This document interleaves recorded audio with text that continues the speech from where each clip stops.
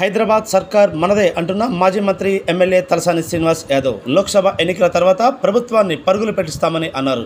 గురువారం ఎస్వీఐటీ కాలేజీలో జరిగిన బీఆర్ఎస్ పార్టీ సనత్ నగర్ నియోజకవర్గ సర్వసభ్య సమావేశం ఏర్పాటు చేశారు. దీనికి బీఆర్ఎస్ సికింద్రాబాద్ పార్లమెంట్ ఎంపీ అభ్యర్థి పద్మారావు గౌడ్తో కలిసి తలసాని హాజరయ్యారు.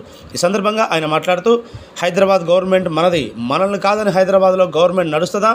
ఈరోజు కాంగ్రెస్ గవర్నమెంట్ ఉండొచ్చు, ఉండకపోవచ్చు, సనత్ నగర్లో శ్రీనివాస్ యాదవ్ మాత్రం శాశ్వతంగా ఉంటాడు అని అన్నారు. కాంగ్రెస్ అమలు కాని హామీలు ఇచ్చి అధికారంలోకి వచ్చిందని, అభివృద్ధి చేస్తున్నట్లు డ్రామాలు చేస్తుందని, ఎన్నో పథకాలు ఇస్తామని కళ్ళబొల్లి మాటలు చెప్పినా ప్రజలు నమ్మే పరిస్థితులు లేరని, ఇచ్చిన హామీలు నిలబెట్టుకోలేకపోతున్నారని కాంగ్రెస్ ప్రభుత్వంపై తీవ్రంగా మండిపడ్డారు. అలాగే కార్పొరేటర్లు, మాజీ కార్పొరేటర్లు గడిచిన 10 ఏళ్లలో జరిగిన అభివృద్ధి సంక్షేమ పథకాల గురించి వివరించారు.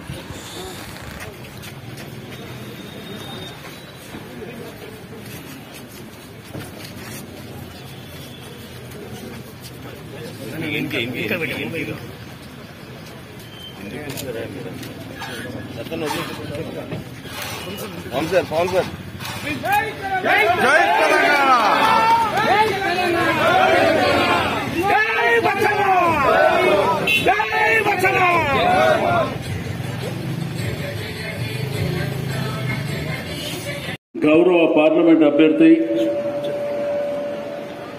మాజీ శాసనసభ డిప్యూటీ స్పీకర్ గారైనటువంటి పద్మారావు గారికి, గౌరవనీయులు మిత్రులు శాసన మండలి సభ్యులు ప్రభాకర్ అన్న గారికి, ఓయూ జేఏసీ తమ్ముడు దత్తాత్రేయ గారు, మన గౌరవ కార్పొరేటర్లు, మాజీ కార్పొరేటర్లు, మా డివిజన్ అధ్యక్షులకు, నా ప్రాణ సమానులైనటువంటి మా కార్యకర్తలకు, నాయకులకు అందరికీ నమస్కారం. మీకు అందరికీ తెలుసు, అనుకోకుండా పార్లమెంట్ ఎలక్షన్లు వచ్చింది. ఇంకొక 6 నెలల తర్వాత వచ్చినట్టే ఫుట్బాల్ ఆడుతుంటే అది వెంటనే వచ్చింది కాబట్టి సరే ఆ జోష్ ఎట్లా నింపాలనో, ఎంత ఉత్సాహంగా ముందుకెళ్లాలనో మొన్ననే సనత్ నగర్ ఎలక్షన్లో చూసింది. మీరు మన దరిదాపుల్లో కూడా ఏ పార్టీ అభ్యర్థులను రానియకుండా మనం ఎంత జాగ్రత్తగా ప్లాన్ చేసుకొని ముందుకెళ్ళామో ఇక్కడ ఉన్న మీ అందరికీ తెలుసు. అయితే రాజకీయాలలో ప్రభుత్వాలు రావడం పోవడం అనేది సర్వసాధారణం. ఒక్కొక్కసారి ఇంత బ్రహ్మాండమైనటువంటి పరిపాలన కేసీఆర్ గారు అందించినప్పటికీ అలవిగాని హామీలు ఇచ్చి ఈ రోజు అధికారంలోకి వచ్చినటువంటి కాంగ్రెస్ పార్టీ झूठा మాటలతోని రోజు చూస్తున్నాం వాళ్ళ డ్రామాలు, వాళ్ళు మాట్లాడే భాష చూస్తున్నాం, వాళ్ళ డ్రామాలు కూడా చూస్తున్నాం. కానీ ప్రజలకు కావాల్సింది అది కాదు. ప్రజలకు కావాల్సింది నా ప్రాంత డెవలప్మెంట్, నాకు కావాల్సినటువంటి సంక్షేమ కార్యక్రమాలు, నిత్యం ప్రజాప్రతినిధి అంటే మీకు అందుబాటులో ఉండాలి. మనకు ఉండేటువంటి అనేకమైనటువంటి ఇష్యూస్ ఉంటాయి.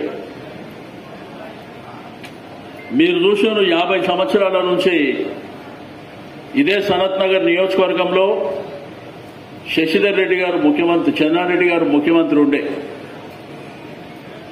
శశిధర్ గారు మరి కేంద్రంలో కేబినెట్ హోదాలో వారు ఉండే, రాష్ట్రంలో మంత్రిగా కూడా ఉండే. మనకంటే ముందు చాలా మంది శాసనసభ్యులు కూడా ఉండే. 30 ఏళ్ల వరకు ఎవరైనా చెప్పగలుగుతారా మనం చేసిన కార్యక్రమాలు? ఇంకా 30 ఏళ్ల వరకు ప్రజలు చెప్పుకుంటారు. ఎక్కడ చూసినా కానీ బ్రహ్మాండమైనటువంటి డెవలప్మెంట్ కార్యక్రమాలు చేసుకొని ముందుకెళ్ళినాం. మనం ప్రభుత్వంలో ఉన్నప్పుడు మన కార్యకర్తలు, నాయకులు నిరంతరం ప్రజల మధ్యలో ఉండే. సరే అనుకోకుండా కాంగ్రెస్ ప్రభుత్వం వచ్చింది, మనోళ్ళు ఎక్కువ డీలా పడ్డారు.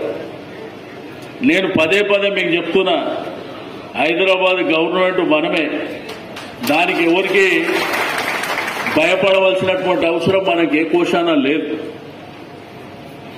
ఇప్పుడు ఎందుకంటే నేను మన కార్పొరేటర్లు మన నాయకులకు చెప్పిన, ఒక 4 నెలలు ఓపిక పడదాం, ఎవడు ఎట్లా పని చేయడో నేను చూస్తా అని చెప్పి. సహచర శాసనసభ్యులు తలసాని శ్రీనివాస యాదవ్ గారికి, అలాగే సీనియర్ మైనార్టీ నాయకుడు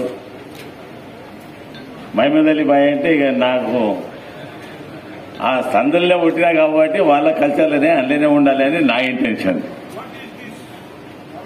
ఆ జనము గట్టే పుట్టి పెరిగినా, ఆ జనము గట్టే ఈ స్థాయికి వచ్చిన కదా, ఇక్కడ వీళ్ళతో మొహమాటం ఏందని ఆ నైట్ డ్రెస్ లో అక్కడ కూర్చుంటే ఆయన వచ్చి మీకు అంతా చెప్తా ఉన్నాడు, చెట్టి పడిపోయి బయట. తప్పేముంది, మీ ముంగట్టే పుట్టి మీ ముంగట్టే పెరిగి ఈ స్థాయి దానికి వచ్చినాం మేము, దాంట్లో ఏం తప్పలేదు. వచ్చే కర్మగాలి ఆ రోజు నన్నే అడిగింది, పద్మనాభ సాబ్ కార్ అయితే अरे क्या मालूम किनको पूछे అన్నారు కదా, అరే తుమ్మి ఏ గ్యాజ్ చెడ్డి పనిపోయి బయట అన్నాడు. అట్లానే మా ఎమ్మెల్సీ గారు శ్యామరావు అంటే మీరు బహుశా చాలా మంది తెలియవచ్చు, సీనియర్ నాయకులు ఉంటే వాళ్ళకి ఎరక.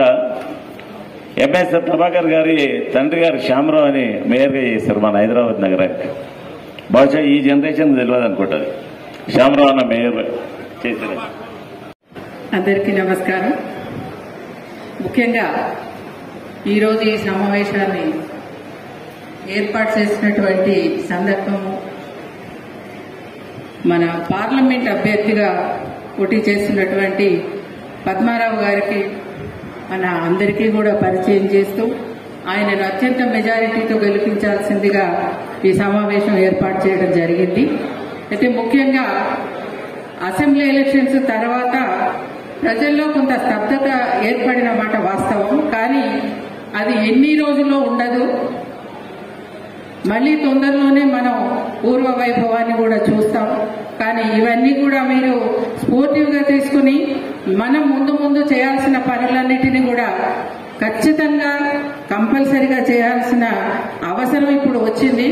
అలాగే కేసీఆర్ గారు మనం అసెంబ్లీ ఎలక్షన్స్ కంటే ముందు ఆత్మీయ సమ్మేళనం అని చెప్పి మనకు ఒక ప్రతి డివిజన్ లో కూడా మీటింగ్స్ పెట్టి మనకు ఆయన ఏదైతే సందేశాన్ని పంపించారో ఆ సందేశాన్ని మనం మరవకుండా అందులో ఉన్నటువంటి ప్రతి ఒక్క అక్షరాన్ని కూడా గుర్తు పెట్టుకుని ఆయన మన కోసం ఎంత చేశాడో అన్నదాన్ని మర్చిపోకుండా ఇవాళ మనం కష్టపడి ఎంపీగా మన పద్మారావు గారిని గెలిపించాల్సిన బాధ్యత మన మీద ఉంది. మంత్రివర్యులు తలసాని అన్న గారికి, మరి ముఖ్య అతిథి ఈరోజు పార్లమెంట్ అభ్యర్థిగా వచ్చిన పద్మారావు అన్న గారికి, నా తోటి కార్పొరేటర్లకి, ఎక్స్ కార్పొరేటర్లకి, డివిజన్ అధ్యక్షులకి, జనరల్ సెక్రటరీలకి, వివిధ సంఘాల లీడర్లకి, కార్యకర్తలకి, మన టీఆర్ఎస్ కుటుంబ సభ్యులందరికీ నా నమస్కారం. మనం టీఆర్ఎస్ గురించి చెప్పుకుంటే ఎంత చెప్పుకున్నా తక్కువనే. లాస్ట్ అసెంబ్లీ ఎలక్షన్ లో మనం అందరం మొత్తం కూడా ఒక పండుగ వాతావరణంలో పాదయాత్ర చేసుకున్నాం.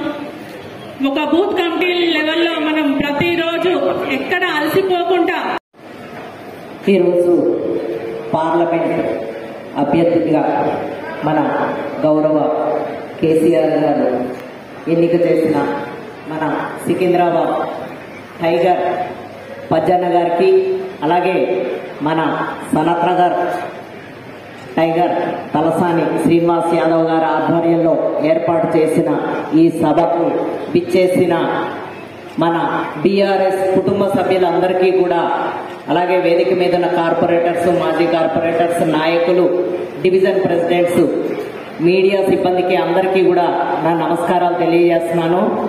ఈరోజు మనం ఈ సమావేశం ఏర్పాటు చేయడానికి ముఖ్య కారణం, మనకి ఎన్నికలు ఎప్పుడూ కొత్త కాదు, పోరాటంలోంచే వచ్చాము, పోరాటంలోనే కొనసాగుతాం. కాబట్టి మనకి ఇటువంటి ఛాలెంజెస్ కూడా ఎప్పటికీ కొత్త కాదు. కాబట్టి మళ్ళీ మనకి ఎన్నికల సమయం ఆసన్నమైంది. మనమంతా కూడా అప్రమత్తంగా ఎప్పటిలాగే మనం సైనికుల్లా పనిచేయాలి, మన పజ్జన్న గారి గెలుపు కోసం పోరాడాలి. అందుకే మనం ఈ సమావేశం ఏర్పాటు చేసుకున్నాము.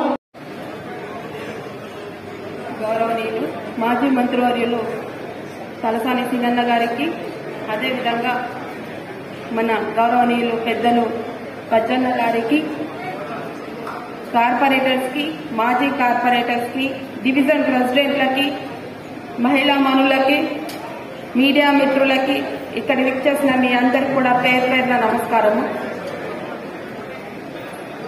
గడిచిన 10 ఏళ్లలో బీఆర్ఎస్ ఆధ్వర్యంలో మన అన్ని రంగాలలో కూడా డెవలప్మెంట్స్ తోటి ముందుకు తీసుకెళ్లారు మన కేసీఆర్ గారు. కులాలని, కుల వృత్తులని ప్రోత్సహించి వాళ్ళు సజావుగా జీవితం గడిపే విధంగా అన్ని అవకాశాలు కల్పించారు. అదేవిధంగా రైతులకి రైతు బంధు, రైతు బీమా వంటి ఆర్థిక సాయం చేశారు. गुलाबी गंड को कार के निशान को वोट देकर भारी विजय से जाएंगे। और खासतौर से पद्माराव साहब को कैंडिडेट का सिलेक्शन किया है सीएम साहब ने, डॉक्टर से किया है।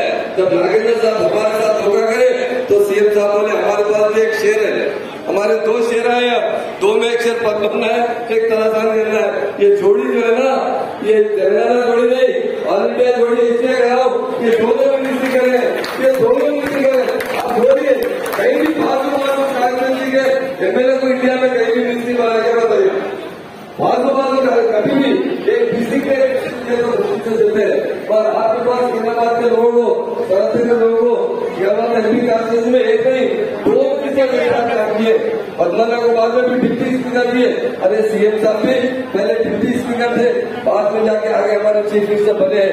तो इसलिए मेरे बहनों भाइयों से कहता हूँ कि नंबर 1 के झूठे वायदे कर रहे, मुसलमानों को भटका रहे। नहीं भी एक मुसलमान क्या बोले, 4 मिनिस्टर देते बोले, कौन बोले? रेवंत रेड्डी। हम तेलंगाना बना दो, हम भवन में आए तो